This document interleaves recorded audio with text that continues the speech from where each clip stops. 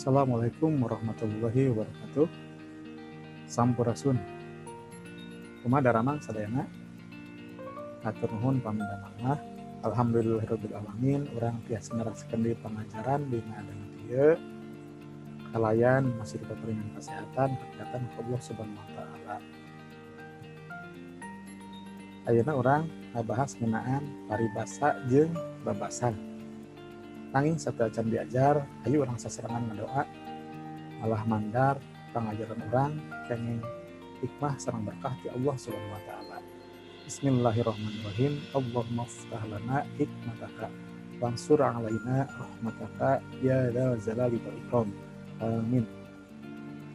Boleh syukuran ka Allah Subhanahu wa taala nu mana panginten urang ngabogaan bahasa nu kacidah beunharna, bahasa nu kacidah hadena nyata bahasa Sunda. Anu panginten pamit ke urang dimulai bade usaha deui urang salaku nonoman atawa urang Sunda. Maka urang bahasa sana.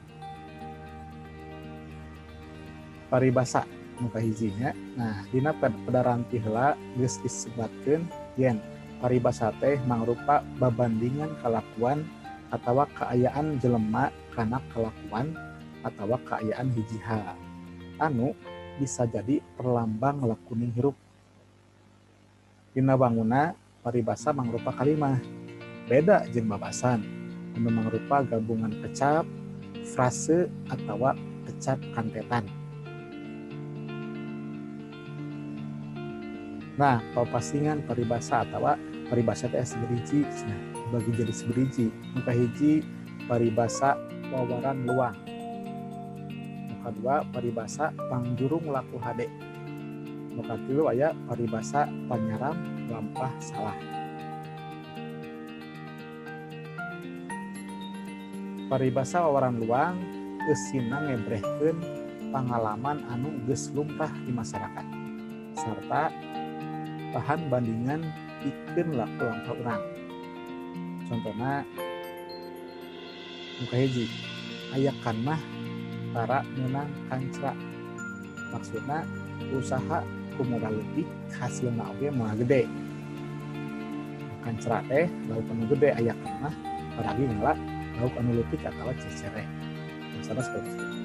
Nu kadua mapatahan ngojay kameri, maksudna mapatahan ka jalma anu leuwih loba kanyahona jeung pangalamanana. Nah, jeung mapatahan ngojay kameri. Nah, jadi merima geus pinter ngojay itu kudu papatahan seperti itu.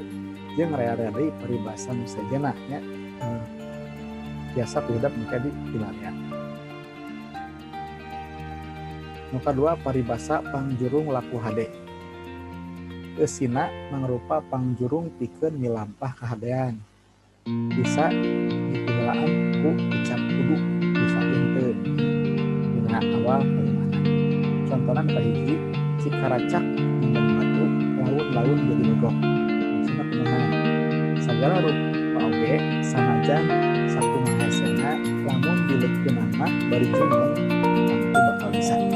Harusna batu panggeas cikaracak nyebutkeun cai kecelakaan itu laun-launna bisa jadi legok batu sakumaha geasna oge.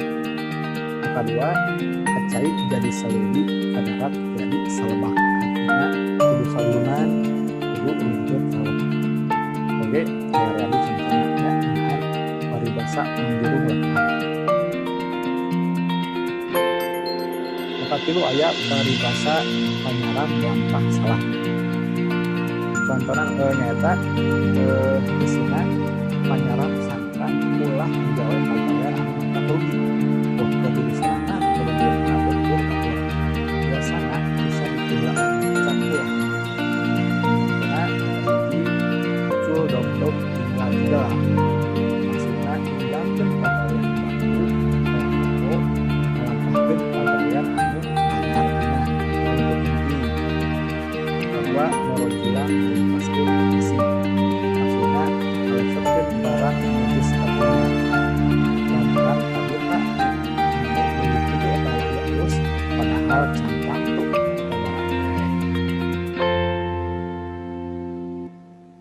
Anu kadua aya babasan. Babasan teh mangrupa babandingan kaayaan, kelakuan atau pasipatan jalma. Aya satawatara contohnya, sawatara contoh babasan. Muka hiji amis budi. Maksudna alus budi parangina ana nyarita mindang di barung ku seuri. Muka dua awak sampaian. Maksudna jangkung leutik tur pantes bae mun make baju kumaha bae. Muka tiluna ya bengkok ti koro. Maksudna teu kabagian kadaharan anu ngeunah lantaran teu datang atawa datangna telat. Kaopatna aya basa mah teu kudu meuli. Maksudna kaya gorengna upama urang ngeunahkeun hate batur ku basa. Nu kalimana kandal kulit leungit artina teu boga kaera.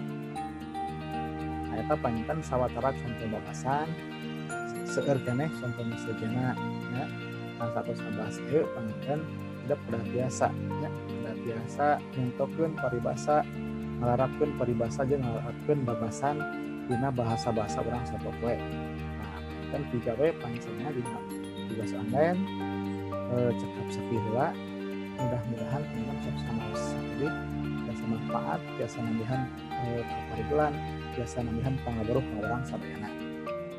Punten bagi layar kecap-kecap nutup pesak pahodos. Wassalamualaikum warahmatullahi wabarakatuh. Hurip Sunda.